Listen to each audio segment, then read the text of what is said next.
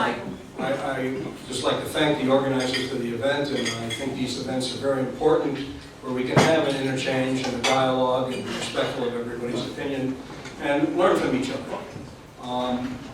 I think that, and I also want to congratulate the work that you're doing with the homeless and helping the food drive. I think it's very important and something that we should all be involved in.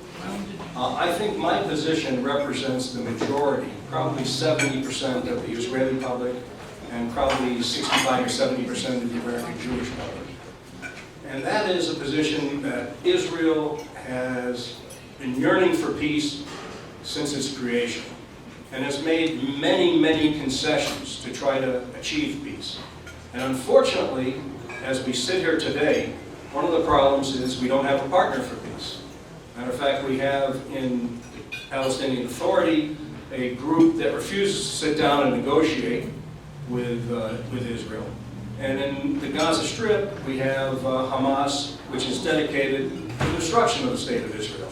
As a matter of fact, yesterday was the 24th anniversary of Hamas's coming into existence, and they celebrated it in a big square in Gaza City with 100,000 people, and being proud of the fact that they have killed over 1,365 Israelis since their beginning, and have launched over 11,200 rockets and mortars into Israel. And can you imagine what Los Angeles would people living in Los Angeles would feel like if we had 11,000 rockets and mortars hitting us in the last 24 years? Israel has made concessions for peace. We have a peace treaty with Egypt. We gave up the Sinai after '67, which had oil and a lot of strategic depth, and destroyed the so-called, what people call settlements, I like to call them communities. I personally knew Prime Minister Begin. When I met him, he was planning on retiring in a place called Yamit, which when they signed the peace treaty with Egypt, they destroyed Yamit and moved the people out of Yamit. As we know, the Oslo Accords were started in 1993, and I think it was a reciprocal kind of an agreement that Israel would do something, the Palestinians would have to respond in kind, and I think right from the beginning that the Palestinians did not live up to their obligations, and that was one of the problems. We've had the peace offer made by Prime Minister Barak in 2000. We had the withdrawal from Lebanon in 2001. We've had the withdrawal from Gaza in 2005. We've had the Olmert Plan, which almost gave back 100% of the West Bank and go back to the '67 borders, including giving up the holy sites in Jerusalem to an international organization.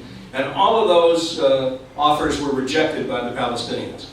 And in about a minute or so, I want to show a little 5-minute film, if I still have 5 minutes worth of time. But I think one of the things I want to do is talk about some of the misconceptions and myths that exist out there about Israel. And hopefully in the question and answer period, I can get into more depth.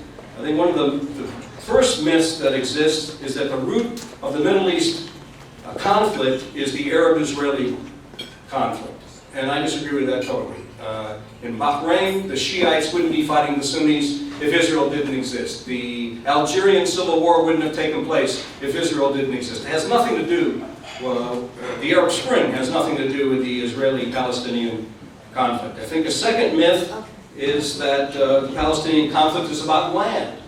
As I just stated, Israel has given up significant portions of land. We probably could have had a deal with Assad's father if he would have agreed to it over the Golan Heights.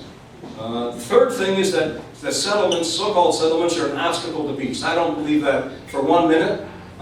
Israel has dismantled settlements in the past. I think there's a consensus of both among Palestinians, Americans, the Quartet, and the Israelis about what settlements will remain in Israel. It's about 1.7% of the land that will be swapped out. And I think and Israel's shown if we have settlements that need to be dismantled, Israel's willing to dismantle them.